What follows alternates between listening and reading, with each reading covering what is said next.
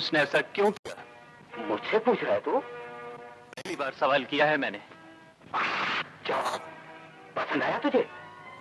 आज मैं ये कहने पर मजबूर हूँ अब्बू, आपके बुरे अमाल की स्याही इस हवेली की तरफ तेजी से बढ़ रही है। मैंने आज तक अपने सामने किसी को जबान खोलने का हक नहीं दिया। जिंदगी चाहता नहीं कर क्या? यहाँ से खुदा और इंसानियत का वास्ता अब्बू, इंसान बन जाइए, वरना अंजाम अच्छा नहीं होगा। हुकूमत हमारे पिंड में बेजमीन मज़ारों को जमीन दे रही है। ये तो बहुत अच्छी बात है। हुकूमत की पॉलिसी तो यही होती है, लेकिन जमीन मज़ारों को मिलती कहाँ है? उन्हें नहीं मिलती तो फिर किसे मिलती है? उस इलाके के जमींदार को मिलती है। वो कैसे? उस इलाके का जमींदार सरकारी कारिंदों से मिलकर जाली मज़ारों के नाम पर जमीन अलाट करवा लेता है और उनसे सेल डीड लिखवा लेता है। तो ये तुम सलूक करते हो मेहमानों के साथ? 2 रातें जाकर गुजारी है हमने। कितने पैसे बने? 500 रुपए एडवांस दिया होता। 750 रुपए हैं? क्या क्या? 750 रुपए सर। और रात जगाई का हमें क्या दोगे? शायद चलो, 2 रातें जाग कर तो हम फुटपाथ पर भी गुजार सकते थे। कोई पैसे वैसे नहीं। कोई पैसे ऐसे नहीं है। ये जो सीना है ना इंस्पेक्टर, भट्टी बना हुआ है। लावा देख रहा है अंदर, और इसे इंतकाम भी ठंडा कर सकता है। सर, इंस्पेक्टर की लाइन है कि कानून हाथ में नहीं लेते हुए तुम तो क्या इंस्पेक्टर? मौत भी मेरा रास्ता नहीं रोक सकती। जान हथेली पर रख कर आया हूं मैं। बाप के लहू की कसम खाई है मैंने। ये ठीक है, बिल्कुल ठीक जी हो गया। ठीक। सर जी, ये जरा सा देखें जी, मेरी एक अंग्रेजी जालम किस्म की लोग। अबे रैम्बो यार, प्लीज साइड पे हो जाओ, तुम नहीं आया करो बीच में। वैसे भी सर जी, मैं छोटी स्क्रीन का बंदा ही नहीं हूं, मुझे तो बड़ी स्क्रीन पे जाना है। ठीक। अस्सलाम वालेकुम, मैं हूं वासिफ बर्नी और मेट्रो लाइव टीवी में आप सबको खुश आमदीद। आज हमारे मेहमान हैं लतीफ शेख साहब। लतीफ शेख साहब का मैं तारुफ थोड़ा सा आपको करा देता हूँ, बाकी सर मैं आपसे खुद तारुफ लूंगा। लतीफ साहब बुनियादी तौर पे एक फोटोग्राफर रह चुके हैं, फिर इन्होंने टीवी पे काम किया, फिर फिल्मों में काम किया और अभी तक इस फील्ड से किसी ना किसी रिश्ते के साथ जुड़े हुए हैं। Welcome to the show Latif Sahab. Thank you. अच्छा लतीफ साहब, यहाँ से शुरू करते हैं बात के टीवी फिल्म पे हम आते हैं। पहले ये बताइए फोटोग्राफी में कैसे आना हुआ, ये बताइएगा। देखिए, वो एक फोटोग्राफी से तो शौक चढ़ा मुझे कि क्योंकि उसमें फोटो खींचना, हाँ। फोटो को डेवलप करना और फिर उसकी कंपोजिशन, मैंने वहां से ये कंपोजिशन का जो जी जी जी जी था, क्योंकि फोटोग्राफी में कंपोजिशन का बड़ा अहम रोल होता है, बहुत अहम रोल। तो वो मेरी फोटोग्राफी की बड़ी तारीफें होती थी। अच्छा, फिर मैंने इबरत ज्वाइन कर लिया था उस जमाने में। रोजनामा इबरत। जी हाँ, रोजनामा जी इबरत। जी। काजी असद आबिद साहब जो है वो मतलब हमें डील करते थे। अच्छा, तो वो फोटोग्राफी का जमाना ऐसा था कि न्यूज कवरेजेस होती थी और उसकी अहमियत होती थी। ये अहमियत। बताइएगा सन क्या है जिस वक्त ये आप मुझे बात बता रहे हैं? ये सन जो है, मैं उस वक्त 14-15 साल की उम्र थी। अच्छा, और ये कराची की ही बात है? ये नहीं, ये हैदराबाद की ये मैं बात हैदराबाद बता रहा हूँ आपको, फोटोग्राफी का। फिर रेडियो, हैदराबाद रेडियो जो है, वहाँ ऑडिशन हुए। अच्छा नाज़रीन, मैं आपको बताना भूल गया कि लतीफ साहब ने जो है रेडियो पे भी काम किया। जी जी ठीक है, जी। तारुफ में रह गया तो इसके लिए नो प्रॉब्लम, नो। तो वो शो जो है ना एक्टिंग का, जी वो ऐसा था कि अब रेडियो के ऊपर हम एक्टिंग कर रहे हैं। जी जी जी। तो वॉइस एक्टिंग। जी हाँ, वो डायरेक्टर ज़ेड बुखारी साहब जो है वो वाह। वहाँ आया करते थे और ऑडिशन उनके अंडर में ही होते थे। जी। तो उनकी गरजदार आवाज और सर चाय पीते रहिएगा साथ हाँ, साथ, यहाँ साहब के तो लिए है। वो हमें तो डर लगा ना कि बुखारी साहब, अब हमें तो नहीं पता था कि भाई उनका माशाल्लाह क्या बैकग्राउंड है, अब तो हम अच्छी तरह से जानते हैं। हाँ हाँ।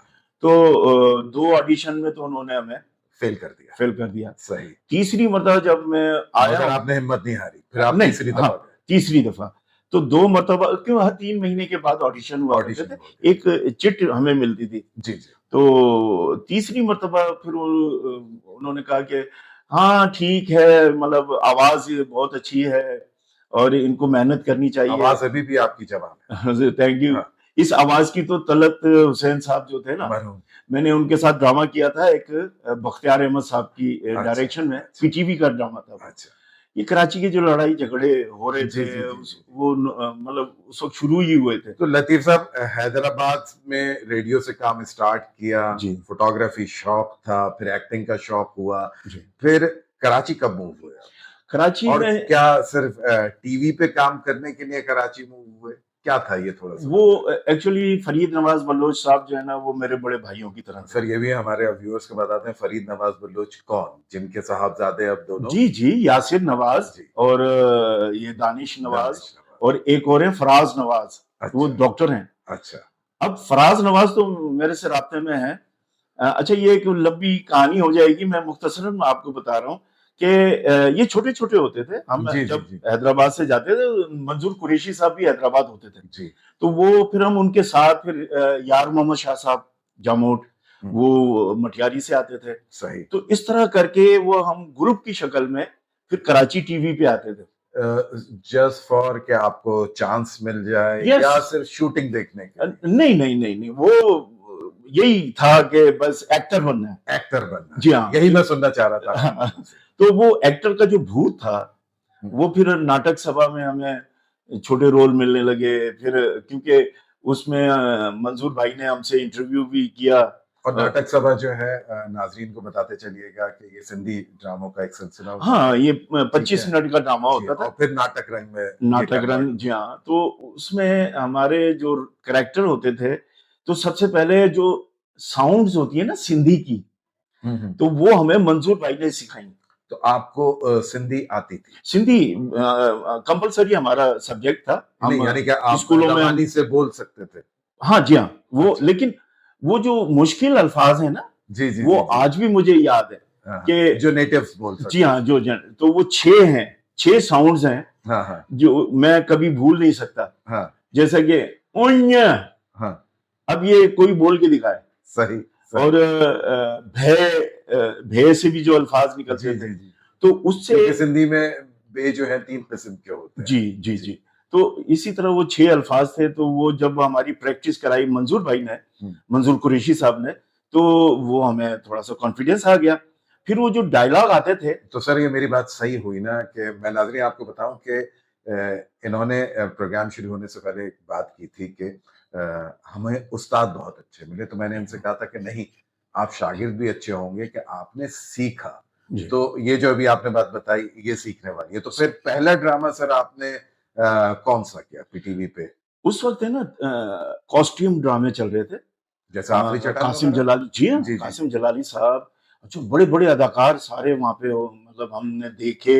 अच्छा देख देख के हमें ऐसा लगता था ये हमारा ख्वाब है। जी जी फिर जनाब आहिस्ता आहिस्ता इस तरह करते करते शोएब मंसूर साहब का जो 50-50 का ऑडिशन है, जी जी वो मैंने उसको दिया। क्लियर किया। अच्छा उसमें कोई 4-5 आवाजें, मतलब खान साहब की, बंगाली की, सिंधी, उर्दू कैसे बोलनी है, अच्छा वो अच्छा। सब कुछ जो है जब हमने ऑडिशन दिए, जी, तो जी। ऑडिशंस में जनाब बहुत अच्छे अच्छे आर्टिस्ट भी थे। मोइन भाई थे अच्छा और अच्छा, माजी जहांगीर, वो मेरे अच्छे दोस्तों में थे, अच्छा, मरहूम। अच्छा और लतीफ मुन्ना थे। अच्छा और उस वक्त ये एक जो बाद में प्रोड्यूसर बन गए थे, नईम बलोच, अच्छा वो अदाकारी करते थे हमारे साथ ही, उन्होंने शुरू अच्छा किया। अच्छा। फिर सलाउद्दीन तुनियो भाई, मतलब सलाह भाई कहते थे हम उन्हें, जी जी जी। वो भी हमारे साथ थे। वो थोड़ा सा अच्छे रोल किया करते थे माशाल्लाह। वो वहीद मुराद थे ना? जी हाँ, वहीद मुराद, उस वक्त थे भी वो चॉकलेटी वहीद मुराद। जी जी। और बल्कि मैं आपको ये बता दूं, जब मैं लाहौर पहुंचा था तो हीरो फिल्म जो है ना वो कंप्लीट नहीं थी वहीद मुराद साहब की। जी जी। तो उसमें इनका ऑडिशन हुआ था। अच्छा। ऑडिशन जब हुआ तो उन्होंने कहा कि भाई ठीक है, हम आपको लेते हैं। तो वो जब उन्होंने देखा कि ये तो मतलब मुझे जो है डुप्लीकेट के तौर पे इस्तेमाल करेंगे, तो सलाउद्दीन भाई तो बहुत बड़े आर्टिस्ट, बहुत बड़े। अच्छा मुझे ये बताइएगा जी कि पीटीवी पे सर आपने कितने अरसे काम किया और कौन कौन से ऐसे ड्रामे हैं जो याददाश्त में है आपकी? बर्नी साहब, इसमें पीटीवी में गाए बगाए हमें काम मिलता था, जी तो हम करते रहते थे। लेकिन जब मैं लाहौर पहुंचा, लाहौर भी एक, लाहौर सेंट्रल पीटीवी? जी हाँ जी। मैंने वहां भी ड्रामे किए। अच्छा। और एक एयरपोर्ट सीरीज चली थी, जी बिल्कुल। तो उसमें भी कहानियां होती थी। एयरपोर्ट से ही जी हाँ, जुड़ी 50 हुई मिनट होती का होता था जी। वो, तो वो भी हमने किया। और लाहौर से भी किया, और फिर मैंने पेशावर से भी किया। अच्छा जी अच्छा, हाँ। हाँ, कोयटा से मैंने नहीं किया। कोयटा से नहीं तो किया। ये वो तो दौर सर ये था। बताइए कि फिल्म में फिर कैसे पहुंचे? अब आपने ये तो बता दिया हैदराबाद से कराची हाँ आए, जी हाँ। कराची से लाहौर गए, लाहौर से आप पेशावर तक ड्रामे करके आ गए, जी जी जी। तो फिर फिल्म में आप कैसे आए? फिल्म में ऐसे आए कि मुनीर हुसैन साहब थे ना, फिल्म एशिया निकालते थे। जी वो क्रिकेट के कमेंटेटर भी मतलब जबरदस्त थे वो। तो उनकी बेटी की शादी थी। अच्छा उसमें जनाब मोहम्मद अली साहब की जो एंट्री हुई, उसमें सारे क्रिकेटर्स भी आए थे। जावेद मियांदाद का नाम उस वक्त बड़ी पीक पे आया था। अच्छा, जी हाँ, कि बेहतरीन बैट्समैन। ये आप मुझे बात बता रहे हैं 70s की?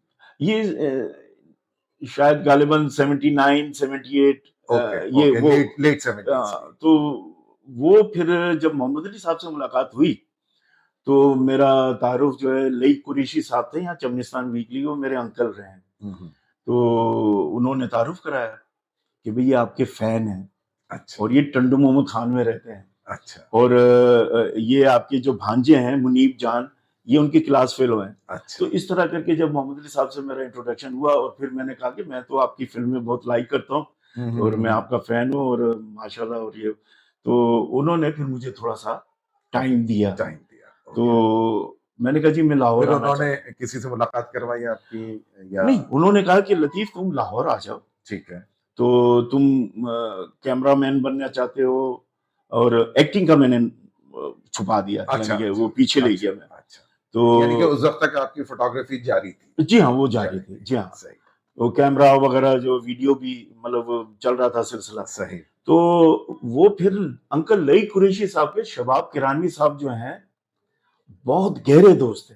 अच्छा ये जेल में भी वहां रहे ना, इंडिया जब था, जी तो जी जी। ये मुस्लिम लीग के हुआ करते थे। अच्छा अच्छा जी हाँ, लई कुरैशी साहब। अच्छा।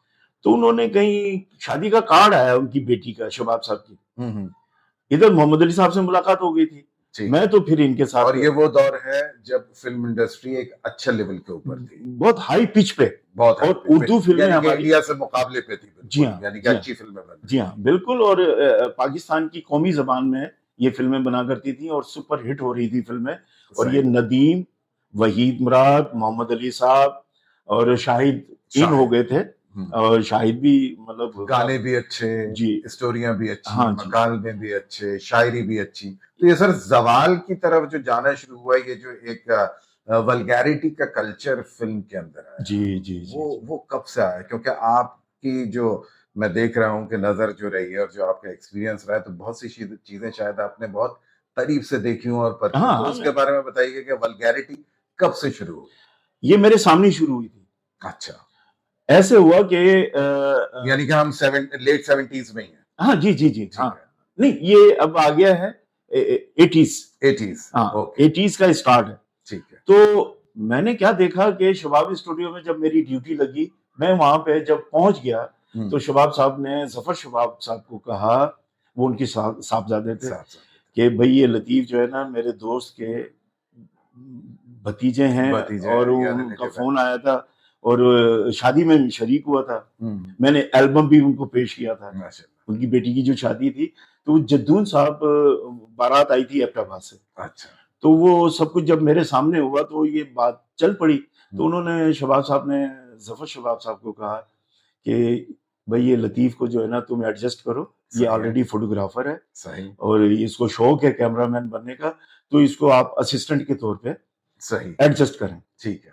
उन्होंने कहा अच्छा। वो बहुत माशाल्लाह जफर शबाब अपने वालिद साहब की बात को रद्द नहीं करते थे। सही है। तो उन्होंने कहा ठीक है अब्बा जी, मतलब मसला ही कोई नहीं है। तो और बोले इनकी रिहाइश का भी बंदोबस्त करना है। सही है। तो इस तरह करके मैं लाहौर फिल्म इंडस्ट्री में एडजस्ट हो गया। तो सर क्या देखा फिर आपने, ये सब कैसे शुरू हुआ? इसमें एक तो मैं थोड़ा सा ये बता दूं आपको कि भैया जी एक नाम था। अच्छा, ए हमीद साहब। हाँ, ए हमीद का तो मैंने सुना जी है। हाँ, जो शबाब साहब के प्रोड्यूसर थे। सही है। यानी कि पहले प्रोड्यूसर शबाब किरानी साहब के ए हमीद, और अदाकार चक्रम। तो चक्रम, जी हाँ, अच्छा। जो 655 एन कोठी है शबाब चौक पे, हाँ। तो उसमें मेरी रिहाइश हो गई। अच्छा, मेरे रूममेट सर पता है कौन थे? जी, ए हमीद साहब, अदाकार चक्रम साहब।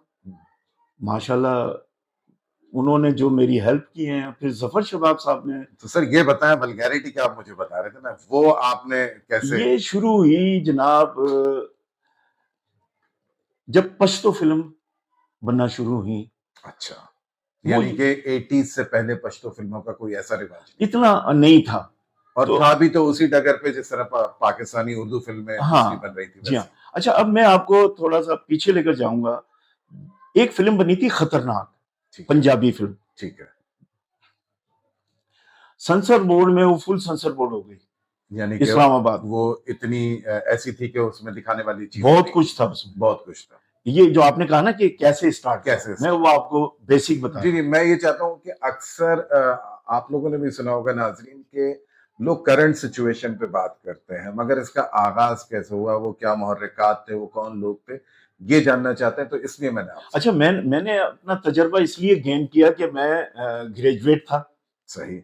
मैं वहाँ ट्रालियां उठा रहा था, मैं लाइटें उठाता था और ट्रालियां चलाता था, यानी कि मुझे जो भी काम दिया जाता था मैं करता था। ठीक। जो मेरे एसोसिएट कैमरामैन थे एजाज कुरैशी साहब, वो मुझ पे बहुत सख्ती किया करते थे। अच्छा, तो वो खतरनाक में थे? नहीं, ये मैं शबाब स्टोरी की बात बता अच्छा, रहा हूं। तो खतरनाक अब आ का जाइए, जरा बताएं। हाँ, वापस खतरनाक फिल्म जब फुल सेंसर बोर्ड हुई तो यूसुफ खान साहब जो हैं उन्होंने मुखालफत की मोहम्मद अली साहब की। अच्छा, मसूद नबी नूर चेयरमैन थे जी, और ये सेंसर बोर्ड के, जियाउल हक का दौर था।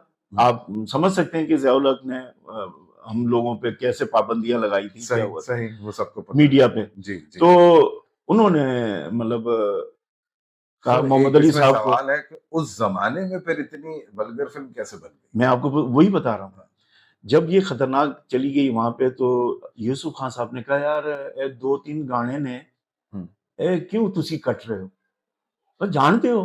मोहम्मद अली साहब ने कहा कि यूसुफ भाई आप ये क्या बात कर रहे हैं, मैं तो मतलब इसमें यस नहीं करूंगा। सबसे ज्यादा जो नोटिंग पॉइंट हुए थे वो मोहम्मद अली साहब के हुए थे। अच्छा, कि ये गाने निकाल दें, दोबारा पिक्चराइज करें, और उसमें और पता नहीं कौन कौन सी लड़कियां बाजार से उठा के लाए थे। अच्छा, यानी कि वो रेड लाइट एरिया जो था, जी हाँ, उससे सारे उसमें लोगों का कनेक्शन शुरू इंट्रोडक्शन उनके हुए, तो यहां से इनकी मुखालफत शुरू हो गई।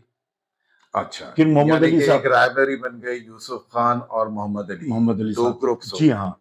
तो उन्होंने पहले तो प्यार से बात की कि अली भाई ये जरा निकलवा दें फिल्म जी। उन्होंने कहा मैं कुछ नहीं कर सकता, बहुत सख्ती है और बोर्ड मेंबरान है, वो जब तक फैसला नहीं देंगे तो मैं ये कर सकता हूँ, उनको ये कह सकता हूँ भाई गाने निकाल के हम दोबारा से गाने पिक्चराइज करवा देते हैं। सही है। तो यूसुफ खान साहब ने कहा कि ये तो मेरी फिल्म है, तो आप इसमें से गाने निकलवाएंगे?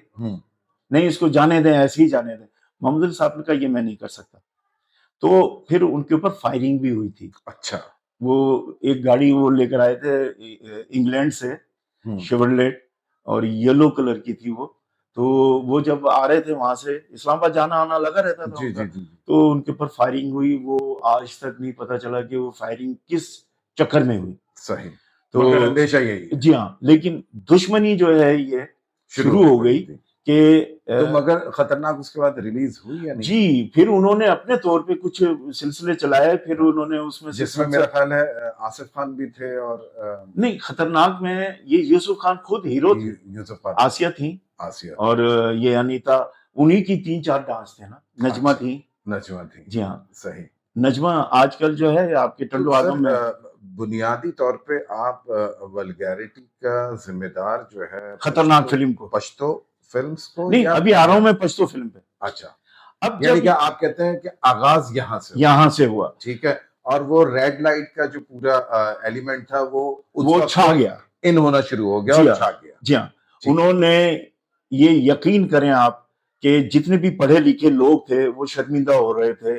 अच्छा, शरीफ नैयर साहब, शबाब साहब, जफर शबाब, ये तो फैमिली फिल्में बनाते थे ना, और भी कई, मतलब सजाद गुल, उनके वालिद साहब आगा जिये गुल। हाँ, उस वक्त तो फैमिली फिल्म्स का ही दौर था। वो सिनेमा पे लगी, सिनेमा पे सुपर हिट हो गई।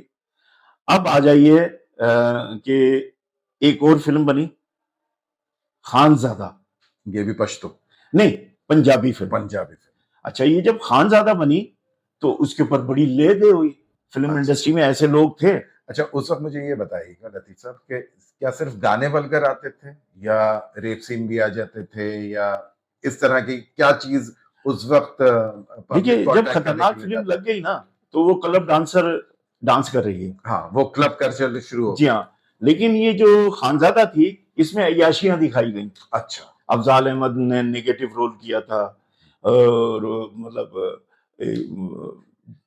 उसमें जो अदाकार थे, मुझे अच्छी तरह याद नहीं है, लेकिन ये गाने वल्गर गाने रिकॉर्ड होते थे, कैमरा बिल्कुल लो एंगल पे चला अच्छा, जाता अच्छा। था। अब आ जाइए पश्तो फिल्म की तरफ, कि पश्तो फिल्म में ये वाला काम कैसे शुरू हुआ। सही। आगा जी गुल के ड्राइवर थे। अच्छा, अब ड्राइवर एक बड़ी शख्सियत नाम है, मतलब क्या नाम है सर, बता दें? मतलब पता नहीं अब क्या कारोबार कर रहे हैं, सुनने में आया कि वो प्रॉपर्टी का काम कर रहे हैं और वो सही, बड़ा सही। मतलब लैंडलॉर्ड बन गए हैं, और वो हैं अजीज जहांगीरी साहब। अच्छा, उन्होंने क्या किया कि वो रिक्वेस्ट की कि, क्योंकि उस वक्त इनके पास तो पैसा वैसा कोई नहीं था, हाँ, हाँ। इन्होंने कहा सर ये अब ये फिल्में बन रही हैं, तो जब ये नवाबजादा और खानजादा रिलीज हुई तो सुपरहिट फिल्म, अच्छा, तो वो तो चेंज just हो गया because of vulgarity। वल्गैरिटी, उसकी वजह से वो फिल्में सुपरहिट हो गई। अब वो सुपर हिट कैसे हुई? जाहिल लोगों ने थर्ड क्लास की सीटों पे काबिज हो गए, जी, और वही लोग जो है ना वो गैलरी तक गए। सही। वो फिल्म का जो एक कॉन्सेप्ट होता था जी। कि यार कोई मैसेज भी हमें मिलेगा, हाँ, हाँ, यानी हाँ। तो ये छा गए। अच्छा, तो वो जो थर्ड क्लास लोग होते वो इतने पढ़े लिखे तो होते नहीं थे। जी, जी। अच्छा, उनको तो एक तफरी चाहिए होती थी। अब ये डांस का जो पहलू है ये वहां से शुरू हो गया, सही यानी कि है। खतरनाक, नवाबजादा, खानजादा, ये सारे मतलब, फिर हरामजादा, फिर फलाजादा। हाँ, तो ये जब नाम आना शुरू हुए तो आहिस्ता आहिस्ता जो उर्दू फिल्म के डायरेक्टर प्रोड्यूसर थे, बल्कि वो प्रोड्यूसर, हाँ, जी क्योंकि हाँ, पैसे जी हाँ, इन्वेस्टर, वो पीछे हटना शुरू हो गए, अच्छा, क्योंकि उर्दू फिल्में फ्लॉप होना शुरू हो गई, और ये बढ़ना शुरू हुआ। ये बढ़ना शुरू। तो ये वल्गैरिटी, जैसा कि आपने सवाल किया था, कि ये वहां से शुरू हुआ। अब ये जब हजरत आए तो शबाब स्टूडियो में रोजाना 500 फिल्मों की शूटिंग होती थी। अच्छा, शबाब स्टूडियो में मेरी ड्यूटी थी, सही। असिस्टेंट कैमरामैन, जी, जी। कैमरा अरेंज करना, टीम को अरेंज करना, और फिल्में लोड करना, और ये वो शूटिंग का सारा। अब ये एंटर होती हैं मुसर्रत शाहीन साहिबा, उन तमाम फिल्मों की हीरोइन जो थी, ये मतलब उनकी जो फिजिकल हाँ। स्पेयर पार्ट्स थे, जी, जी। वो ये दबंग किस्म के हो गए थे, और बदर मुनीर जो है वो हीरो होते थे। अच्छा, फिर बनी जनाब एक उर्दू फिल्म, अच्छा, दुल्हन एक रात की। हाँ, बड़ी सुपरहिट। हाँ, लेकिन ये उन्होंने जाके पहाड़ों में बनाई, और जनाब उसको वहां से एक दुल्हन को भगाया, वो शहर आ गई, और उसमें भी यही वल्गैरिटी, रेप शेप, ये वो उसमें सईद गिलानी साहब के गाने सुपरहिट हुए थे। अच्छा, एक प्लस पॉइंट ये आया, लेकिन वल्गैरिटी उसमें अच्छा, भी। वो गाने वल्गर थे, जी हाँ, जो लिखे हुए थे सईद गिलानी साहब। जी, सईद गिलानी साहब ने क्या किया कि मुसर्रत शाहीन पे जो गाने थे, हाँ, वो जो कपड़े वो पहनती थी, हाँ, वो कपड़े जिस्म पे नहीं नजर आते थे, अच्छा, वो कुछ और ही नजर आता था। अच्छा, ये मुसर्रत शाहीन साहिबा ने, ये है डीआई खान की। अच्छा, मौलाना फजलुर रहमान से ये कोई इलेक्शन भी लड़ा था तो जी, जी, हार जी, गई थी, तो मौलाना साहब का तो आपको पता ही है। हम्म। तो ये फिर जनाब अली जब फिल्म इंडस्ट्री में इन हुई हैं, तो एक वक्त ऐसा आया कि ये डायरेक्टर बन गई। जी, बिल्कुल ऐसा ही हुआ। हाँ, अच्छा, पैसा तो इनके पास बहुत आ गया था, क्योंकि वो गाना था, आजा मेरे पास तेरी प्यास बुझा दूं। अब मुझे बताइए ये इसका मकसद क्या है? उसमें अच्छे गाने भी थे, वो निम्मी पे रखे थे, वो नई लड़की थी। अच्छा, अच्छा, नई लड़की का लाने का रिवाज जो इसलिए पैदा हुआ हाँ। कि उससे वो अपनी मर्जी का हाँ। डांस भी करवा लेते थे, रेप सीन भी करवा लेते थे। तो ये जब स्टार्ट हो गया, तो जो शरीफ लोग थे फिल्म इंडस्ट्री के, तो मोहम्मद अली साहब भी थोड़ा सा पीछे हटना शुरू हो गए। फिर नदीम जो थे, उस वक्त शमीम आरा मैडम जो है, जी, जी, उन्होंने बहुत अच्छी फिल्में दी। अच्छा, बेहतरीन, बेहतरीन। वो ग्लैमर दिखाती थी, हाँ, वो तो फिल्म को देखिए, बाहर एक ले गई। हद है ना किसी भी हाँ, चीज की, हाँ। आप उस हद से तजावुज करेंगे तो वो वल्गैरिटी में चला वल्गैरिटी में। जाता है। अच्छा, वहां पे सैयद नूर साहब भी आ गए। फिर ये फिल्म बनी मैडम संगीता की, मतलब अब उनको मैडम के नाम से पुकारा जाता है। जी, जी, जी, जी। मैडम तो एक बहुत मतलब बाइज्जत स्कूल नाम की है। मैडम होती है ना? जी हाँ। तो वो तो भी किसी स्कूल की मैडम है? नहीं, फिल्म इंडस्ट्री की मैडम बन गई ना अच्छा। ये। तो इन्होंने क्या किया कि सोसाइटी गर्ल, हाँ, जिसमें उन्होंने अपनी बहन को भी लिया था। जी हाँ, उसमें भी ये डांस वांस का चक्कर और क्लब वो पूरा, क्लब डांसर। हाँ, हाँ। अच्छा ये देखिए कि ये पूरा का पूरा जो है ना राउंड अप होने लगा, सारी डांसर जो है ना उसमें आने लगी। लॉटरी निकल आई। जी हाँ, और रेड एरिया से ये बच्चियां आने शुरू हुई। सही। अच्छा, संगीता ने खुद वो क्लब डांसर का रोल अदा किया। हाँ, हाँ। फिर एक गुना और सही, वो हसन तारिक साहब। हम्म। अच्छा, लेकिन वो सब्जेक्ट था। सब्जेक्ट था। देखिए हाँ। जो आप एक गुना और सही का सोसाइटी गर्ल की बात कर रहे हैं, उसमें भी सब्जेक्ट था और मैसेज था हाँ। एक एंड में। अच्छा, इस फिल्म को इकबाल रिजवी साहब को बुलाया गया क्योंकि संगीता की सारी फिल्में इकबाल रिजवी साहब लिखा करते थे, वो डायरेक्शन भी दे दिया करते थे। तो आहिस्ता आहिस्ता फिर इन्होंने सीख लिया संगीता ने। तो वो जनाब वो फिल्म जब आई है एक गुना और सही, तो इसमें ऐसे लोग आ गए कि जो उर्दू फिल्में लिख रहे थे। अच्छा। इसमें सैयद नूर साहब की एंट्री होती है। अच्छा। क्योंकि इकबाल रिजवी साहब ने कहा कि ये हम आ गए लेट 80s में। जी हाँ, लेट। ठीक है। अच्छा, अब ये कुछ मुकाबले शुरू हो गए। अच्छा। मुकाबले ऐसे शुरू हुए कि जो बाइज्जत फिल्में थी वो इन वल्गैरिटी फिल्मों के साथ, इस बेगैरती के साथ वो जनाब अली बन रही हैं, पैसा कमाया जा रहा है। अच्छा, पश्तो फिल्म के जो प्रोड्यूसर थे ना उस वक्त वो मंशियात फरोशी में थे। अच्छा। जो ब्लैक मनी आता था। हाँ, हाँ, हाँ, हाँ। और वो ये सबसे अच्छा पेशा था कि ब्लैक मनी को व्हाइट मनी करने के लिए उन्होंने ये धंधा शुरू कर दिया। और वो फिल्म में जी बनी वो 5 लाख में, कहा जी 20 लाख में बनी है। सही। समझे, उसका बजट उसी हिसाब से बना लिया गया।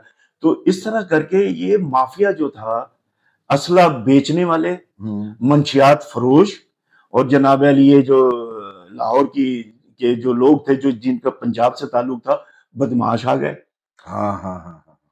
अच्छा, उसी में जो है फिर ये गंडासा कल्चर और लाचा कल्चर ये भी उसी में आया। अब और यही वल्गैरिटी उन्होंने भी अडॉप्ट की अपनी फिल्मों में। अब आइए सुल्तान राय साहब मेरे। हाँ, मैं अभी इस पे आ रहा था कि सुल्तान राय साहब के ऊपर नहीं आया। सुल्तान राय साहब की एक बात बहुत अच्छी थी जी। एक तो मजहबी, मतलब उनका जैसी नमाज का टाइम होता था वो किसी को कहते नहीं थे, वो चले जाते थे नमाज पढ़ने। उन्होंने मस्जिद भी बनवाई एवेन्यू स्टूडियो में। जी। तो वो थोड़ा सा उन्होंने लाचा कुर्ता और पंजाब का जो कल्चर है उसको खत्म नहीं होने दिया। सही। लेकिन वो जो डांस था अंजुमन का, आप यकीन करें कि एक जर्मन टीम आई थी, वो पंजाबी फिल्म की शूटिंग हो रही थी, उसमें डांस पिक्चराइज हो रहा था। गुलाम मोहिउद्दीन के मेहमान थे, गुल्लू भाई के। अच्छा। वो जनाब अली जब आए तो उन्होंने कहा ये लड़कियां कहाँ होती हैं? ये मतलब बोले हम गाँवों में होकर आए हैं, देहातों में होकर आए हैं, हमें तो ये लड़की कहीं नजर नहीं आई है। और आप इनसे ये मतलब डांस वांस हम देखना चाहते हैं कि ये कौन सी जगह है। सही। वैसे सवाल बड़ा बड़ा सही था उनका। हाँ बिल्कुल, यानी कि जर्मन की टीम आई थी जो अपने कैमरे वगैरह इंट्रोड्यूस कराना चाह रहे थे। और सर मेरी आंखों के सामने की बात है, मेरे उस्ताद उसमें कैमरा मैन ही कर रहे थे, मैं उनको एसोसिएट कर रहा था और ये बारी स्टूडियो में सेट लगा हुआ था।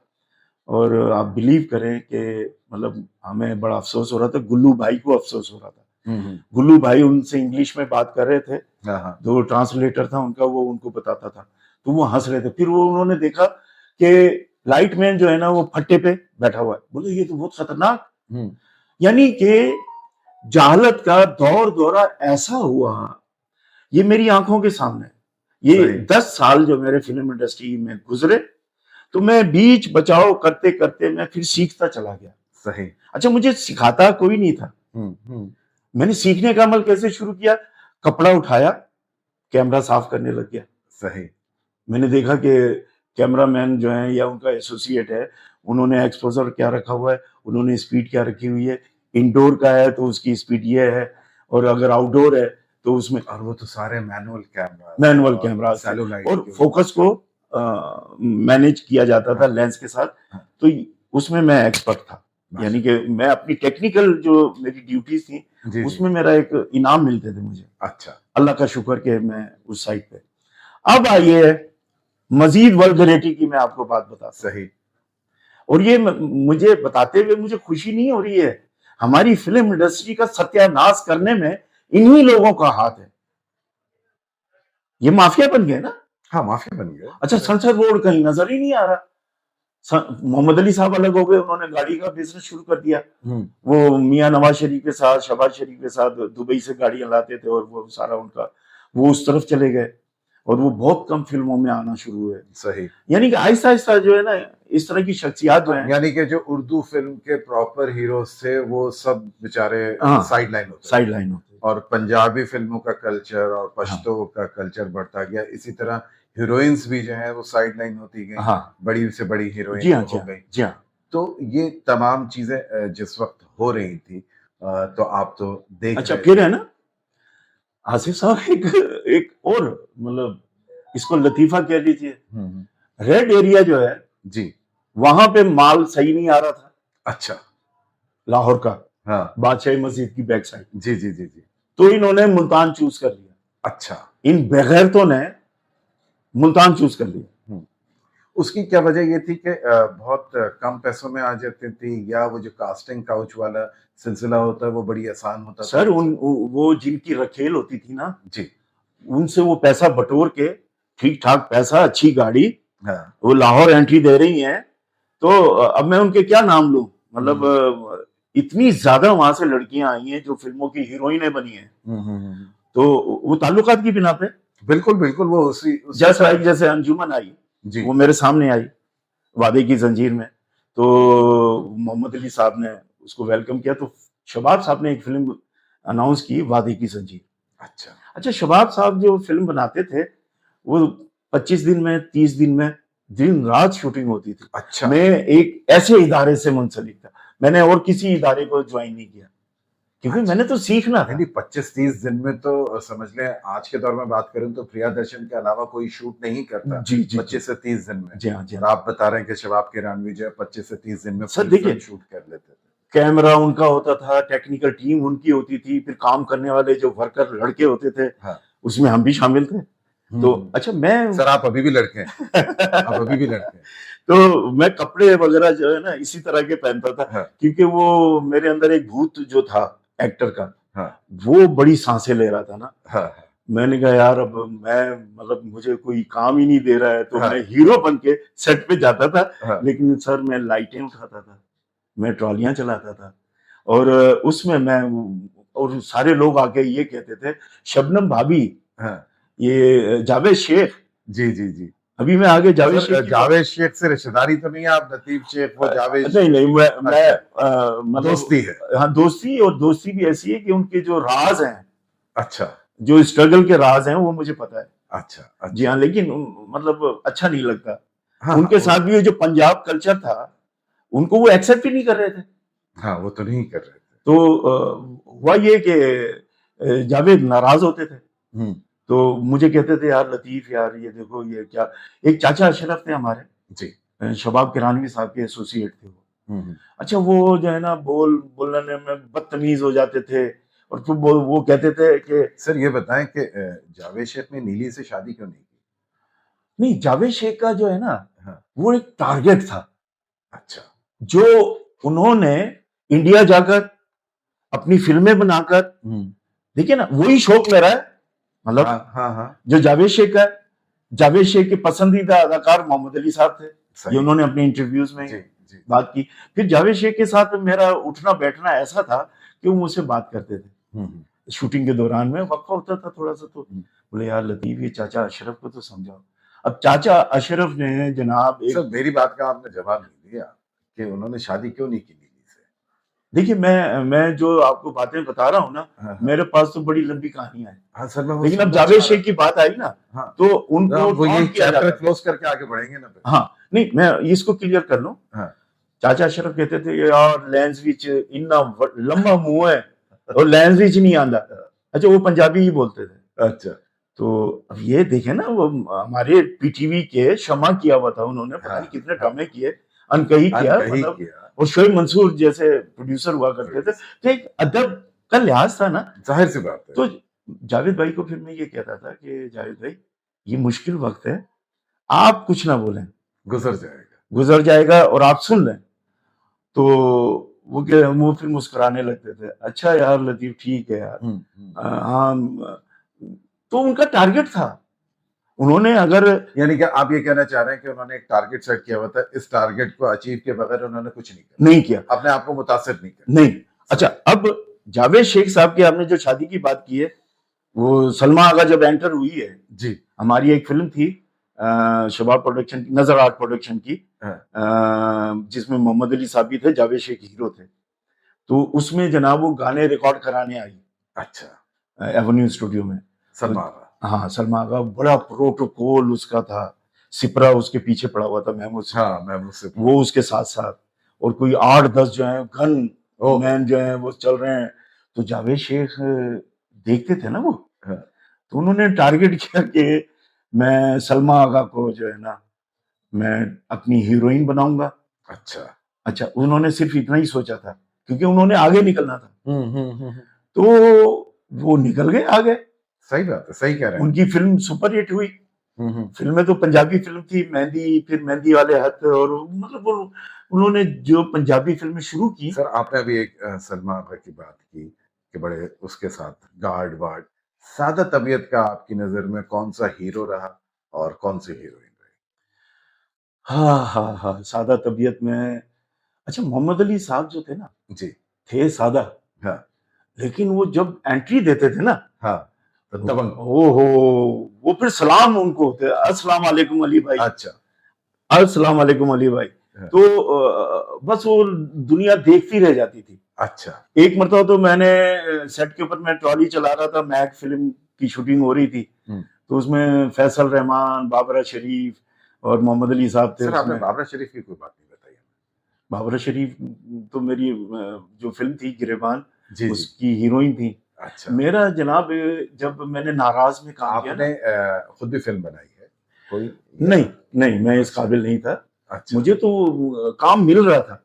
अच्छा, जावेद फाजिल साहब ने मुझे उसमें लिया नाराज में। जी, तो वो विलन पार्टी होती है कॉलेज में, तो मेरा ग्रुप होता है, फैसल का ग्रुप होता है। अच्छा, फिर मैं उसको छेड़छाड़ करता हूँ, तो फिर वो फाइट होती है। फैसल कुरैशी?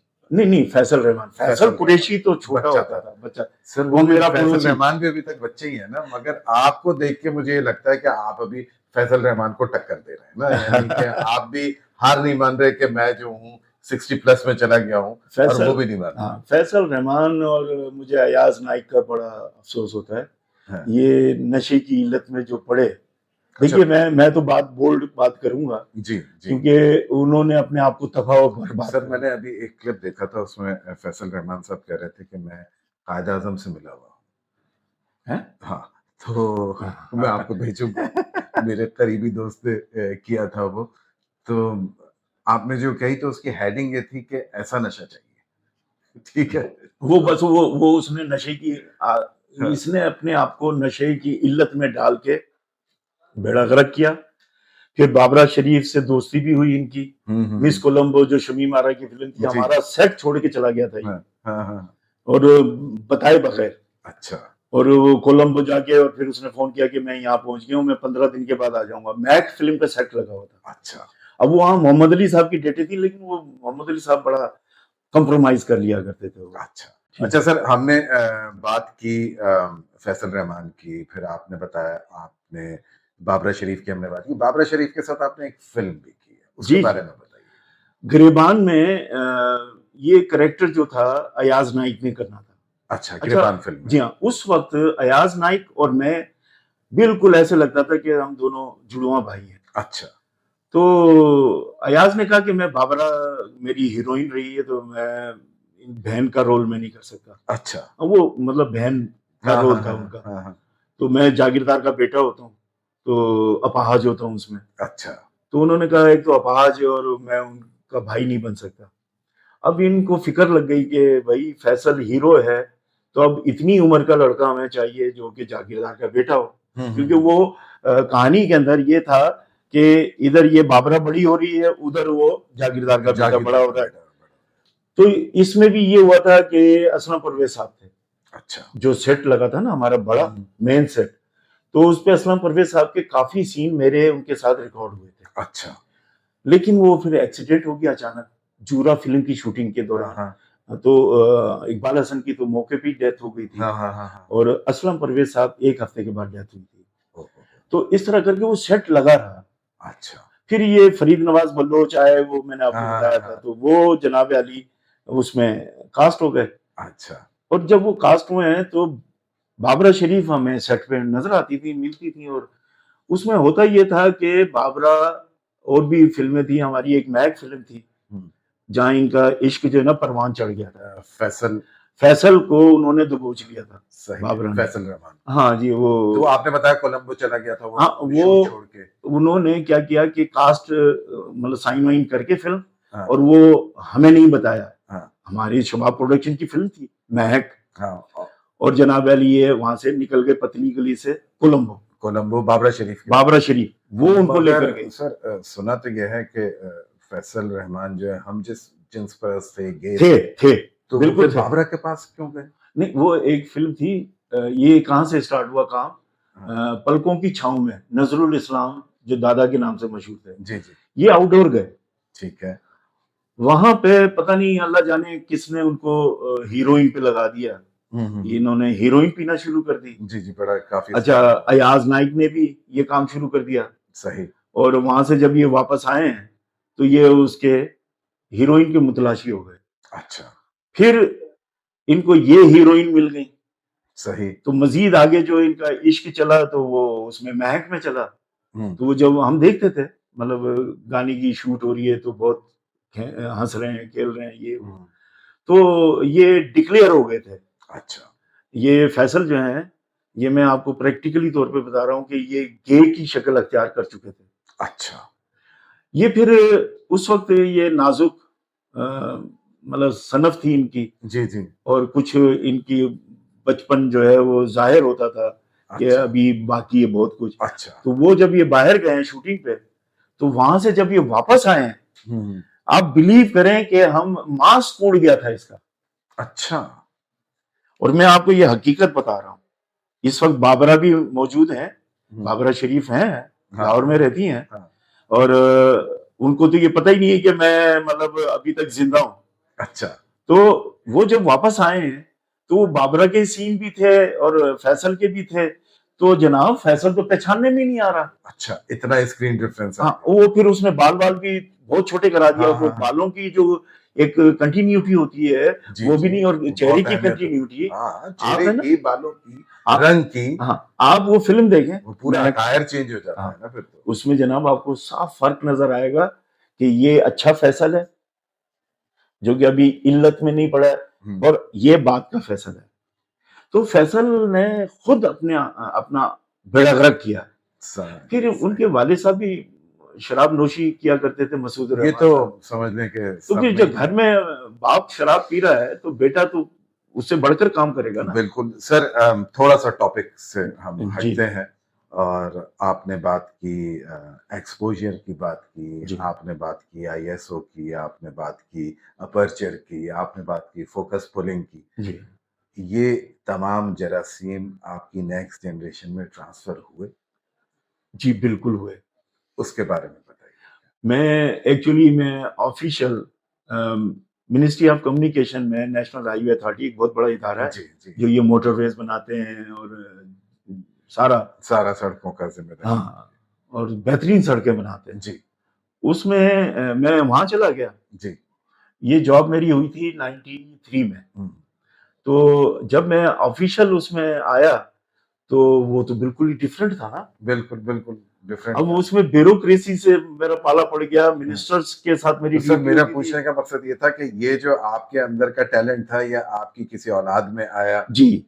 अच्छा, इन द मीन टाइम उस वक्त हम डॉक्यूमेंट्रीज भी बना रहे थे, स्पेशल ड्रामे बनाते थे, और वो इक्विपमेंट प्रोडक्शन हाउस था। अच्छा। तो मेरा बेटा है शायान लतीफ शेख। अच्छा। वो उसने क्या किया कि क्योंकि मैं तो मजबूर हो गया था, मैं इंडस्ट्री को टाइम नहीं दे पा रहा था, तो मैं वहां से पर्दा कर गया। फिर मैं ब्यूरोक्रेसी की दुनिया में चला गया। सही। फिर वहां मैं इतना मसरूफ हुआ कि मैं सीनियर कैमरामैन था, फिर वहां पे मीडिया ऑफिसर बन गया। तो वो मेरे वाला काम जो है वो शायान ने अपना लिया। जी। अब शायान का जो तो आपके बेटे शायान ने इसको बकायदा पढ़ा या गॉड गिफ्टेड उसको हो गई? देखिए, गॉड गिफ्टेड तो ये मैं कहूंगा, जब हमारा प्रोडक्शन हाउस वहां पे एडिटिंग ये करता था, हाँ हाँ, एक्टिंग भी इसने की उस जमाने में, तो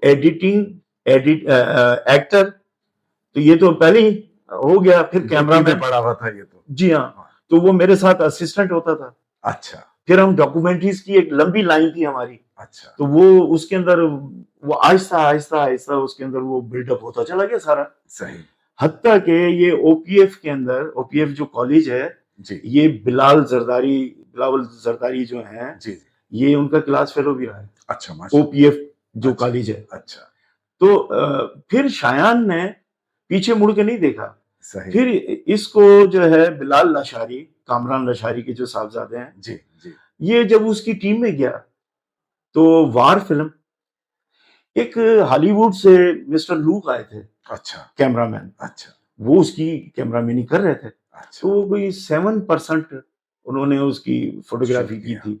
तो और शायान को काम करते हुए देखा, हम्म, वो उनका असिस्टेंट बन गया। अच्छा। काम करते हुए देखा तो बिलाल लाशारी ने टाइटल लिया हुआ था डायरेक्टर ऑफ फोटोग्राफी का, और डायरेक्टर भी था जी, वो पढ़ के आया हुआ था बिल्कुल। हॉलीवुड से। तो ये शायान ने फिर ये टीम जब ज्वाइन की, तो जब वो मिस्टर लूक को घर पे लेकर आया तो हमने उनका खाना वाना रखा था। तो जब मेरी बात हुई हम्म, तो मैंने जब कहा कि मैंने मिचल कैमरे पे काम किया हुआ है, मैंने नी वाल कैमरा चलाया हुआ है, मैंने जनाब अली जो टॉकी कैमरे होते थे, जी जी जी, तो वो बोले ये तो मेरे उस्ताद जो होते थे वो ये चलाते थे। हाँ हाँ, अच्छा, वो स्टडी कैम ऑपरेटर थे। अच्छा। तो और फुल फ्लैश कैमरामैन, लाइटिंग वगैरह ये हाँ, वो हाँ, सारा हाँ। माशाल्लाह। तो जब उन्हें ये पता चला तो उन्होंने मेरे घुटनों को हाथ लगाया।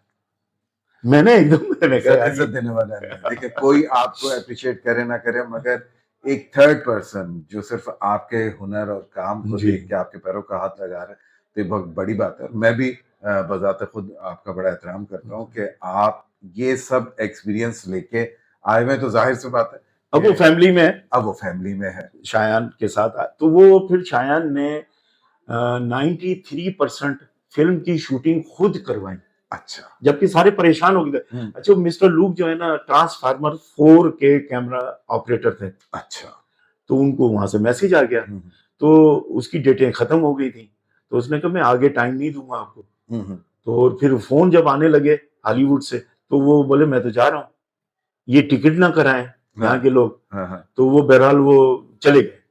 लेकिन जाने से एक हफ्ता पहले शायान को स्टडी कैम ऑपरेटिंग और रेड कैमरे को कैसे आपने फर्स्ट टाइम रेड कैमरा वार फिल्म में यूज हुआ, जी जी जी जी, तो वो जदीद टेक्निक थी वो। जदीद टेक्निक थी। तो उसके ऊपर फिर शायान को उन्होंने ट्रेंड किया अच्छा। वाया कि मैं सीनियर फिल्म इंडस्ट्री का सीनियर कैमरामैन। हाँ हाँ हाँ, तो वो फिर मुझे अल्लाह ताला की तरफ से मेरे बेटे में कन्वर्ट हो गई ये चीज। माशाल्लाह। तो माशाल्लाह। वो तो मेरे से भी आगे निकल गया, क्योंकि हम तो मैनुअल पे काम करते थे। हाँ हाँ हाँ हाँ, डिजिटल कैमरे तो आए नहीं थे हमारे। डिजिटल कैमरे तो आए नहीं थे, एरी फ्लैक्स हो गए और ये जनाब अली मिचल हो गए, ये सारे मैनुअल थे, मैनुअल थे। उनके मैनुअल फोकस हो रहे हैं। वो फन था, वो फन था Yes, yes. एक्चुअली। हाँ, बिलाल की एक खास आदत है कि वो स्टडी कैम के ऊपर वो जो है ना सिचुएशन बनाता है। अच्छा। अब स्टडी कैम 35 केजी का होता है, जी, यानी कि कैमरा जी, और जी, स्टडी कैम हाँ, वगैरह, हाँ, उसको चलाना हर किसी के बस की बात नहीं होती है। तो अब ये क्योंकि प्रोफेशनल स्टडी कैम ऑपरेटर हो गया था, आप वो फिल्म आज उठाकर देखें उसमें स्टडी कैम ही नजर आएगा, सर मैंने 3 दफा देखी है। उसकी स्मूथनेस देखें आप। जिस वक्त बिलाल लाशारी, कामरान लाशारी से जब शान मिलने जाता है जी। और वो पूरा ट्रैक शॉट है, जी हाँ, वो जी। स्टडी कैम के ऊपर है, हाँ। और स्टडी कैम की हाइट भी उसमें जी ऊपर हाँ, है, हाँ। तो बेहतरीन काम, जी। बेहतरीन। अच्छा, वहां से फिर ये एक एतमाद शुरू हुआ। तो मौला जट के लिए बिलाल ने कहा कि शायन तुम तैयार हो जाओ, और क्योंकि एक तो बिलाल लाशारी का कद माशाल्लाह छोटा है, लेकिन दिमाग उसका बहुत बड़ा है। शायान का कद बड़ा है, अच्छा। और कैमरामैन जिस तरह एक पहलवान होना चाहिए, बिल्कुल वो होना चाहिए, सारी बिल्कुल क्वालिटी होना चाहिए, बिल्कुल होना चाहिए। तो वो फिर मौला जट का उन्होंने कहा कि बिलाल भाई ये पूरी फिल्म मैं ऑपरेट करूंगा। और वो बहरहाल चीफ कैमरा ऑपरेटर के तौर पे फिर शायान ने एज डीओपी उस फिल्म को पूरा 100% किया, दी लेजेंड ऑफ मौला जट। उसमें लाइटिंग जो थी दोनों मिलके करते थे, जी। क्योंकि डायरेक्टर और डीओपी सिनेमाटोग्राफर ये जब तक इनकी केमिस्ट्री आपस में नहीं मिलेगी तो आप एक अच्छा रिजल्ट नहीं दे सकते। बिल्कुल, आप इनकी वो विजन नहीं दे सकते जो आप जी हाँ, जो चाहते हैं, जो आपका स्क्रिप्ट है। जी। तो उसमें आप ये देखिए कि नाइट सीक्वेंसेस बहुत ज्यादा है। बिल्कुल है, पूरी फिल्म नाइट है। फिल्म, और ये 8K पे बनी है ये फिल्म, 8K पे। जो आपने पूरा ये हमें नक्शा खींचा, तो वहीद मुराद साहब की जो करियर के जवाल की वजह है वो क्या रही आपकी नजर में? देखिए जी, उनकी मियाँ बीवी का आपस में मिसअंडरस्टैंडिंग चली। मैं बिल्कुल क्लियर बात करूंगा, जो मेरे सीनियर्स और किसी जो अफेयर वगैरह की हाँ। वजह से या वैसे ही कोई जाती थी? यार वो लड़कियां घर ले आते थे। अच्छा। वहीद मुराद के ऊपर तो लड़कियां निछावर होती थी ना। हाँ हाँ हाँ। वो तो उनकी गाड़ी के ऊपर वो लिफ्ट्स इतने पड़ जाते थे कि वो गाड़ी ही छुप जाती थी। तो ये तो तारीख है। तो वही साहब ने जो है ये वाला काम जो है ना वो नहीं छोड़ा। अच्छा। फिर अच्छा। उनको मतलब ड्रिंक की आदत थी। फिर जनाब अब ड्रिंक एक लिमिट होती है, उस हाँ, लिमिट को तो क्रॉस ना करें, शोबिज है। बिल्कुल बिल्कुल। और भाई आपके अंदर ताकत है तो आप करें। अब उनमें एक तो ताकत कम से कम होती गई, जेलसी जो थी ना वही साहब की, वो उनको तबाही की तरफ लेकर गई। अच्छा, वो सलाम का जवाब नहीं दिया करते थे, ये मेरे सामने की बात है। अच्छा। और मेरी लास्ट मुलाकात हुई थी, यानी कि जाली से मुराद आपकी तकब्बुर की है। तकब्बुर जी। तकब्बुर था। जी जी। अच्छा, उसको ये भी कह लीजिए आप कि तकब्बुर कह लीजिए या गुरूर पढ़े कहते लिखे हैं। बहुत ज्यादा थे। हाँ। इंग्लिश में एमए नहीं किया हुआ था, हाँ, एमए किया मैंने हुआ किया था। हुआ था जी। और मतलब वो उनकी एक अपनी दोस्ताना जो गैदरिंग होती थी, सर्किल एक अपना था उनका। हाँ, तो वो इधर उधर नहीं देखा करते थे वो। सही। तो जब इन्होंने पान के अंदर कुक वो जो क्या कहते हैं किमाम शिमाम ये वो हाँ, डालकर खाना शुरू किए और साथ में ड्रिंक भी शुरू की, तो उसकी वजह से ये बहुत ज्यादा कमजोर हो गए अच्छा। और पस्ती की तरफ चले गए। हाँ, हाँ। उसमें कमजोरी आ गई और फिल्में भी उस वक्त नाकाम होना शुरू हो नाकाम। गई थी। और फिल्मों में जो शबाब साहब फिल्मों में लेना चाहते थे उसके अंदर वो कहते थे कि ये हीरोइन इनके साथ में काम नहीं करूंगा, फलां हीरो है उसके साथ में काम नहीं करूंगा। तो वो फिर उनका मास्क जो है वो ये मेरे सामने ये सारी चीजें चली। अच्छा, यहाँ बाबरा शरीफ का फिर मैं नाम लेता हूँ, क्योंकि बाबरा शरीफ जो है ना भैया जी के पास, ए हमीद साहब के पास वो आया करती थी। अच्छा। समनाबाद वाली जो कोठी थी तो जहां हम रहते थे, तो एक दिन वो आई तो रो रही थी वो। तो उन्होंने भैया जी ने पूछा कि क्या मसला है। अच्छा, वो भी पान खाते थे। अच्छा। उनके गले में सीटी लग गई थी। अच्छा। वो भी किमाम शिमाम वाला पान ये खाया करते थे, जिंदगी भर खाया उन्होंने। तो एक राणा साहब थे, नसरुल्लाह राणा साहब डॉक्टर। अच्छा। वो उनका इलाज करते थे। अच्छा। वो बाबरा शरीफ लेकर आई थी। अच्छा। कि भैया जी का इलाज करें। तो वो आई आके कहने लगी कि मैं अस्पताल से आ रही हूँ, तो वहां पे वही साहब जो है जनरल वार्ड में पड़े हुए। अच्छा। उनका एक्सीडेंट हुआ है और मुझे मोहम्मद अली साहब ने बताया, तो मैं फिर गई और जाकर देखा तो मतलब वो पहचाने नहीं जा रहे थे। तो उनको फिर मैंने रूम में शिफ्ट करवाया और सारा, ये म्यू अस्पताल की बात है। अच्छा। अच्छा। तो और बोले मैं वो करके आई हूँ, मुझे तो बहुत दुख हो रहा हो, बैठ कर रोना शुरू कर दिया। वो हीरोइन भी थी ना उनकी, जी जी वही जी, साहब जी। की। तो एक तो ये वाकया हुआ। दूसरा, एक मैं एवेन्यू स्टूडियो में रियाज बुखारी साहब मेरे दादा उस्ताद थे। अच्छा। तो वो खड़े हुए थे, बदन मुनीर खड़ा हुआ था और वही साहब एक पतला दुबला कमजोर आदमी एक साइड पे खड़ा हुआ था। तो मैं सलाम करने चला गया, मैं नहीं पहचाना। अच्छा। हाँ, मैं जब नहीं पहचाना तो मैं करीब गया, तो मैंने उनको सलाम किया, अपने उस्ताद को जो है रियाज बुखारी साहब। वो मेरी मतलब बड़ी इज्जत करते थे, तारीफ करते थे मेरी। और फैसल बुखारी जो उनका बेटा है, उनको गालियां पड़ती थी। अच्छा। तो बहरहाल वो अब बात क्या हो रही है, बोले देखें अब मुझे कोई पहचानता ही नहीं है, ये वही साहब कह रहे हैं। मैं क्या करूं, मेरा पिछले एक्सीडेंट हुआ था, अगर वो बाबरा मेरा साथ नहीं देती तो मैं तो मतलब मर चुका था। मेरा ये एक्सीडेंट हुआ, यहाँ पे निशान पड़े हुए थे। हाँ हाँ हाँ। और मतलब कहने लगे कि देखे ना मेरे साथ क्या हो रहा है। तो अब बदर मुनीर की तारीख पता क्या है? बदर मुनीर इनके घर का ड्राइवर खानसामा था। अच्छा। वही साहब का, जब कराची में ये फिल्में कर रहे थे। अच्छा। अंदाजा करें आप। तो बदर मुनीर ने कहा कि साहब आप फिक्र क्यों करता है, आपको मैं फिल्में दिलाएगा। आप देखो मैं आपको 4-5 फिल्में मैं आपको पश्तो फिल्में दिलाता हूँ। अच्छा। तो वही साहब उनको देखने लगे। देखने के बाद अब उनके जहन में तो ये चल रहा है ना, यार ये तो मेरा नौकर था। हाँ हाँ हाँ हाँ। तो ये मतलब मुझे कह रहा है कि मैं पश्तो फिल्में दिलाता हूँ आपको, आप अपनी सेहत को ठीक करें, आप कमजोर बहुत हो गए। तो ये गुफ्तगू हो रही थी। अच्छा, मैंने जब गौर से देखा तो वही इमरान। तो बस वो समझिए कि स्टूडियो में उनका आखिरी दिन था, या वो फिर 1-2 मरतबा आए फिर होंगे। उसके बाद आपसे शायद इतनी मुलाकात हाँ। ना हो। अच्छा, फिर ये घर, वो तो चली गई थी, इनकी जो वाइफ थी अमेरिका चली गई थी। फिर ये घर में अकेले थे, तो ये फिर वहां से शिफ्ट करके कराची। अच्छा। कराची में कर्नल अयूब साहब की बेटियां थी 2, अंबर अयूब, अनीता अयूब। हाँ हाँ हाँ। ये उनके घर में जाके रहते थे। अच्छा। अनीता अयूब उस वक्त सुपर मॉडल बनी हुई थी, अंबर अयूब हाँ, ड्रामों हाँ। में काम कर रही थी। सॉरी, वहीं इनकी डेथ हुई है, अच्छा। उनके घर में। अच्छा। और जब डेथ हो गई तो फिर वो वहां से मतलब वो आए और बेटा आया, फिर उनको यहाँ लाया गया, फिर यहाँ पे उनको दफन किया गया। अच्छा। अच्छा सर, थोड़ी सी मुसर्रत शाहीन की बात इनकम्प्लीट रह गई थी, उसके बारे में कुछ बताइएगा। और देखिए जी, आपने क्लियोपेट्रा का नाम तो सुना होगा। बिल्कुल सुना है। उन्होंने जो हरकतें फिल्मों में की थी ना, हाँ। ये वो बनना चाहती थी, पाकिस्तानी क्लियोपेट्रा। अच्छा अच्छा। ये शबाब स्टूडियो में जब ये डायरेक्टर और प्रोड्यूसर हो गई, हाँ तो मैं तो एसोसिएट कैमरामैन बन चुका था। हाँ। तो मेरे नाम का नोटिस जब लगता था तो अच्छा, वो मुझे बहुत चाहती थी। वो मुझे ये कहती थी, क्योंकि हीरो, मुझे हीरो कहती थी। वो एक फिल्म बन रही थी, बात बन जाए, सही। तो उसमें फैसल को हीरो लिया था। तो मैंने उनको ये कहा था कि आप अगर मुझे लेना चाहती है तो फैसल के अगेंस्ट मुझे विलन ले लें। मैंने 2-3 फिल्मों में विलन किया है, तो आप मतलब, बोले ऐसे तो मैं काम नहीं दूंगी। अच्छा। मैं तो सोच रही हूँ तुम्हें मैं अगवा करके लेकर जाऊंगी। ओहो। अच्छा, मैं वहां पे ना पान खाता था, ना मैं कोई नशा करता था।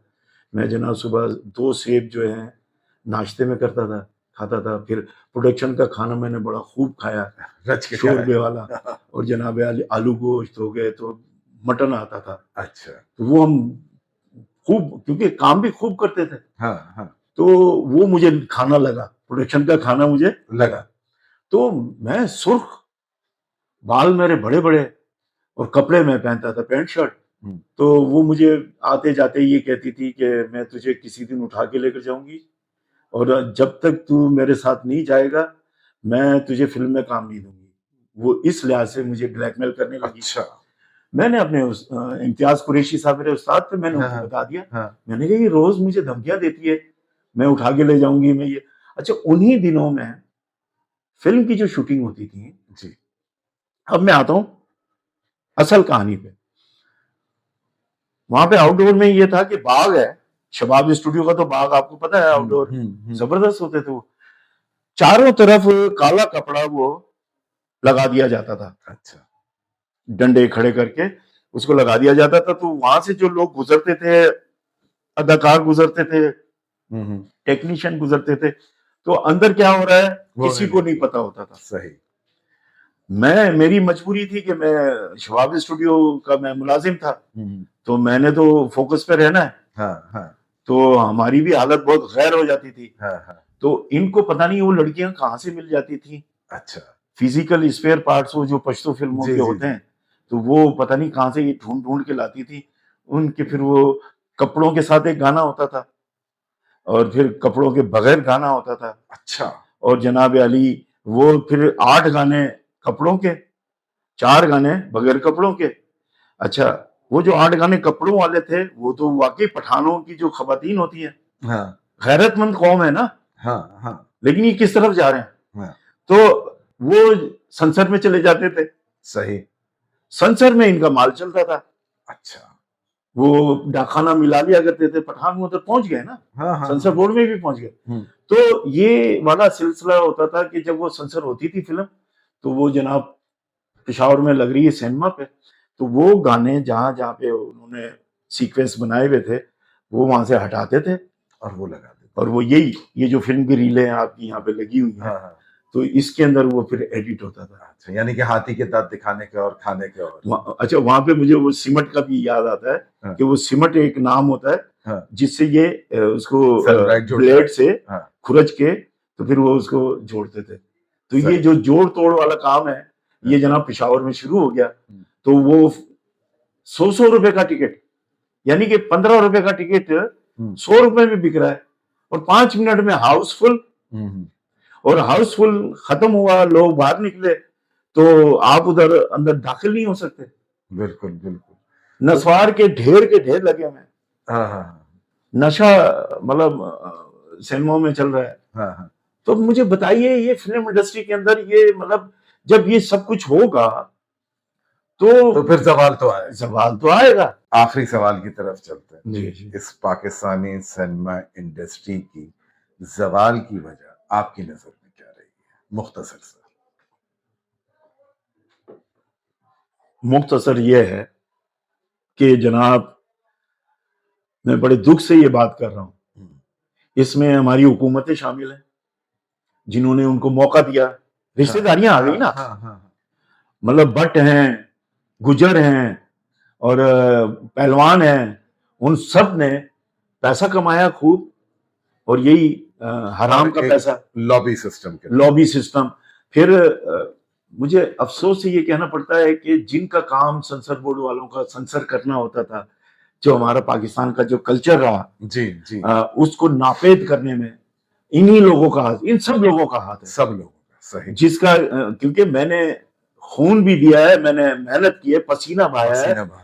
और मुझे सबसे ज्यादा मुझे अफसोस नहीं होगा।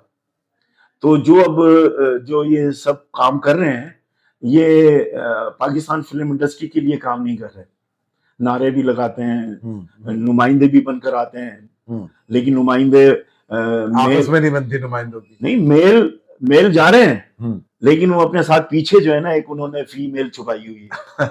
अब आप अंदाजा लगा सकते हैं कि हो क्या रहा है। इसमें मैं इस्टेब्लिशमेंट को भी, मैंने कई मरतबा मैंने अपने प्रोग्राम भी किए हैं अपने यूट्यूब चैनल पे, यकीन करें कि मैंने बड़े दुख के साथ मैंने कहा यार सब कुछ हो रहा है, हाँ हाँ, इनको मना क्यों नहीं कर रहे हैं? तो उन्होंने एक तमाशा लगाया हुआ था कि ये जो है ना, ये सिनेमा जो है ना जाहिलों के लिए है, जाहिल जो है ना यही फिल्में देखेंगे, और ये मार कुटाई, ये खंजर घोंपना, और ये तो इसलिए तो राही साहब चले। राही साहब खुद अफसोस करते थे, इस्लामाबाद में मेरी बड़ी मुलाकातें रहती थी, हम फैमिली फ्रेंड हो गए थे। मैं उनकी गलतियों को मैंने उनको कहा कि लाला ये गलती आपसे, ये गलती आपसे, तो वो बताते थे कि यार मैं 50 मरतबा कह चुका हूं कि भाई स्क्रिप्ट लेकर आओ, उर्दू फिल्मों में मेरे से काम लो, लेकिन वो बेचारे चले गए, मतलब उनसे उनकी मर्जी का काम नहीं लिया गया। लतीफ साहब, आपने बहुत से लोगों की उरूज की दास्तान भी सुनाई, जवाल की दास्तान भी सुनाई। मेट्रो लाइव टीवी में टाइम देने का आपका बहुत बहुत शुक्रिया। टाइम क्योंकि हमारे पास थोड़ा सा कलील है, आपके पास स्टोरीज बहुत हैं, और यकीनन हम किसी और प्रोग्राम में आपको जो है मदऊ करेंगे।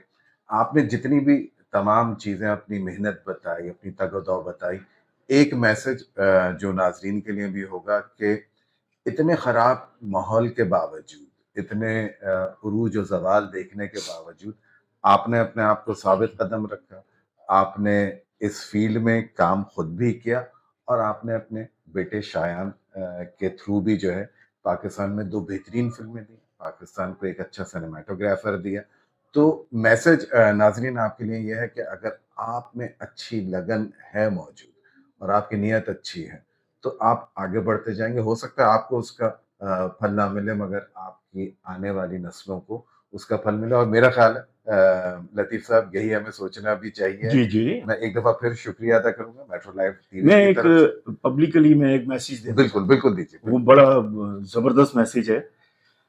ड्रामे की फील्ड को तो मैंने छेड़ा ही सर नहीं। कैमरे की तरफ देख के ही हाँ। दें ताकि ऑडियंस आपको मुखातिब। देखिए ये जो ड्रामे आप आजकल 4-5 जो चैनल हैं उस पर देख रहे हैं, इसका स्क्रिप्ट जो है ना इंडिया से आता है। और ये इंडिया से क्यों आ रहा है स्क्रिप्ट? उसमें सास बहू का झगड़ा, तलाकें, ये वो, और जो नौजवान है वो अपने सीनियर्स यानी कि माँ बाप की इज्जत नहीं कर रहे हैं, ये ड्रामों में दिखाया जा रहा है। तो मेरे भाइयों, मेरी बहनों, दोस्तों, मतलब ये जो ड्रामे आ रहे हैं ना, तो इनके साथ पैसा भी वहीं से आ रहा है। ये जब तक बंद नहीं होगा तो आपकी ड्रामा इंडस्ट्री भी उसी तरफ जा रही है, जवाल पजीर की तरफ। क्योंकि अब मोबाइल हाथ में है, आप पूरी दुनिया को इस उंगली पे नचा रहे हैं। यानी कि इस तरह आप करते हैं तो आप हॉलीवुड पहुंच जाते हैं, इस तरह करते हैं तो आप इंडिया पहुंच जाते हैं, इस तरह करते हैं तो आप ग्लैमर की दुनिया में चले जाते हैं। तो आप लोगों ने बहुत कुछ सीख लिया है। लेकिन ये जो पाकिस्तान है ना, ये बड़ी मेहनत से और खून बहुत गया है इसमें। जब पाकिस्तान बना था, जो माइग्रेट करके आए थे, ये पाकिस्तान उन पाकिस्तानियों का नहीं है। ये तो यहाँ रात को सोए हैं, सुबह उठे हैं तो इनको पता चला कि पाकिस्तान बन गया है। पाकिस्तान तो उन्होंने बनाया है जो माइग्रेट करके यहाँ पे आए थे, जो आज तक जो है भटक रहे हैं, आज तक वो तकलीफ में है। तो मैं बहुत कुछ कहना चाहता हूँ, लेकिन ड्रामा इंडस्ट्री जो है ना, आगे चल के यही फिल्म इंडस्ट्री वाला हाल होने वाला है। तो खुदारा आप लोग अपने कमेंट्स, आप अपनी बातें, आप अपनी सजेशंस जो हैं यूट्यूब के जरिए भी आप दे सकते हैं। तो ये मेट्रो लाइव जो है, मैं आया यहाँ पे, मुझे बहुत अच्छा लगा, मेरी दिल की बातें मैंने यहाँ पे की हैं। तो मेरा आपके लिए मैसेज ही यही है कि खुदा के लिए हमारे ड्रामे इंडिया में बहुत मशहूर हुआ करते थे। उनका स्क्रिप्ट बहुत जबरदस्त होता था, उसमें अदब दिखाया जाता था, उसमें सोसाइटी हमारी जो होती थी। और देखें, पाकिस्तान की कौमी जबान उर्दू है। जब तक आप उर्दू को इज्जत नहीं देंगे, आप क्यों मुनाफकत करते हैं? आप मुनाफकत छोड़ दें ना। पाकिस्तान की कौमी जबान उर्दू है तो उसको अहमियत दें। या फिर यही है कि आप पंजाबी जबान को जो है ना कौमी इदारे में ले आए, हमें कोई एतराज नहीं होगा। अब पंजाबी धारे में आने के बाद देखें हमारी पाकिस्तानी फिल्मों का क्या हशर हुआ है। ये इन्हीं लोगों ने किया है। तालीम याफ्ता होते हुए भी वो बिल्कुल जाहिलों की तरह उन्होंने फिल्में बनाई हैं, और ब्लैक मनी को उन्होंने व्हाइट मनी किया, और उनको रोकने वाला कोई नहीं। तो मैं कहना तो बहुत कुछ चाहता हूं। तो आसिफ भाई, आपका बहुत बहुत शुक्रिया, आपने मुझे ये मौका दिया। और उमर खताब साहब जो हैं जी, उनका भी बहुत बहुत शुक्रिया। मुझे बहुत अच्छा लगा। तो अगर मेरे से कोई कोताही में कोई बात गलत निकल गई है तो मैं उसकी माजरत भी चाहता हूँ। नहीं सर, आपसे बात करके अच्छा लगा और इंशाल्लाह फिर हम मुलाकात करेंगे। तो नाजरीन, मेट्रो लाइव टीवी से मैं वासिफ बरनी आपको इस प्रोग्राम में खुदाफिज कहता हूँ। अल्लाह हाफ़िज़।